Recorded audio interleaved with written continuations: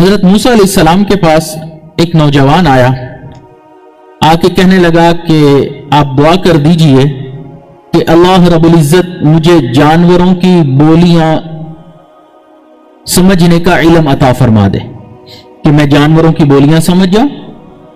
حضرت موسیٰ علیہ السلام نے دعا کر دی، اس کو جانور جو بولتے تھے وہ سمجھ آنے لگ گیا۔ گھر آیا، رات سویا، صبح اٹھا تو اس نے سوچا کہ جو رات کا کھانا ہے، ہڈیاں ہیں اس کی بچی ہوئی یا روٹی کے ٹکڑے ہیں، میں ان کو پھینک دوں۔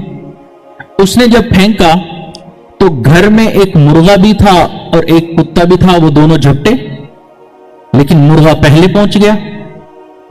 تو کتے نے اس کو کہا کہ دیکھو بھائی، میں ساری رات ڈیوٹی کرتا ہوں، سیکیورٹی میں ہوتا ہوں، حفاظت کرتا ہوں، ساری رات جاگتا ہوں، تو اگر اس وقت یہ کھانا تم مجھے کھانے کے لیے دے دو تو اس کے بعد میں میٹھی نیند سو جاؤں گا، تم کچھ اور کھا لینا۔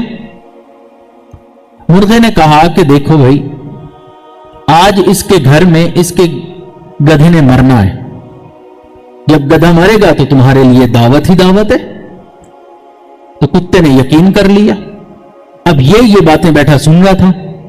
اب اس نے جب سوچا کہ گدھے نے مرنا ہے تو یہ فوراً اٹھا، اس گدھے کو مارکیٹ میں لے گیا اور بیچ دیا۔ واپس آیا بڑا خوش کہ میرا نقصان ہونے سے بچ گیا۔ اپنی بیوی کو بھی بتایا اور خوشی خوشی پورا دن گزرا۔ اگلے دن صبح اس نے پھر جو کھانا تھا اس کی ہڈیاں وغیرہ پھینکی تو دوبارہ کتا اور مرغا جھپٹے۔ کتے نے پھر اس کو یہی کہا کہ کل بھی تم نے کہا تھا، آج پھر تم یہی معاملہ کر رہے ہو، تو مجھے کھانے دو۔ وہ کہنے لگا کہ کل میں نے سچ بولا تھا، جھوٹ نہیں بولا تھا، لیکن یہ گدھا ہی جا کے بیچ آیا، تو آج اس کے گھر میں جو گائے ہے وہ مرے گی، تو تمہاری دعوت ہی دعوت۔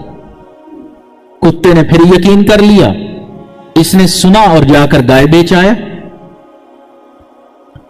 اب 2 دن ایسے گزرے، تیسرے دن بھی یہی معاملہ ہوا، اس نے ہڈیاں پھینکی، دونوں جھپٹے۔ اب جب دونوں جھپٹے تو کتے نے یہی کہا کہ 2 دن سے تو تم میرے ساتھ جھوٹ بول رہے ہو، تم کہتے ہو فلاں مرے گا فلاں مرے گا، کوئی بھی کچھ نہیں ہوتا، میں اس طرح بھوکا رہ جاتا ہوں۔ تو اس نے کہا دیکھو، میں پرندوں کی دنیا کا مؤذن سمجھا جاتا ہوں، مجھے زیب نہیں دیتا کہ جھوٹ بولو، اس لیے میں سچ کہہ رہا ہوں، لیکن فکر نہ کرو، آج تمہاری دعوت ہوگی کیونکہ اس کا گھوڑا مر